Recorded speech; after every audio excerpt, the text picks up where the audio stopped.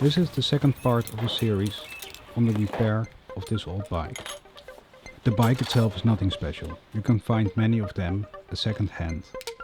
It's a 1987 Schwinn WorldSport that I got at a yard sale. Over the past 10 years I rode it as a commuter and I put a lot of miles on it. In the last video I disassembled all the components that needed replacement. Online I found some cheap parts.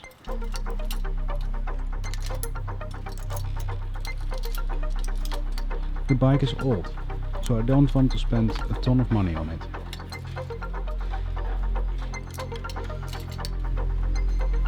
I'm mostly curious to find out if these components are worth the investment.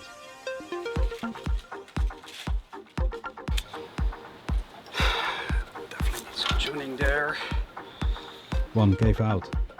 It became beyond repair and I tried to readjust it. So I picked up a set of single pivot low end road bike brakes and some brake levers to go with it.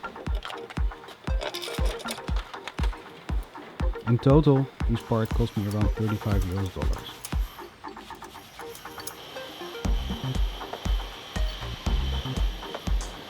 By replacing the old levers, I will lose some of the functionality that I always really liked.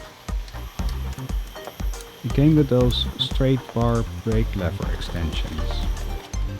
Even though the old style cable routing was looked a bit dorky, you could brake while holding the bars at a relaxed top position. The installing of the new brakes is rather straightforward. When I'm done with this, I hope the cable routing will be much neater. How neat, we will find out in the next episode of Project WorldSport.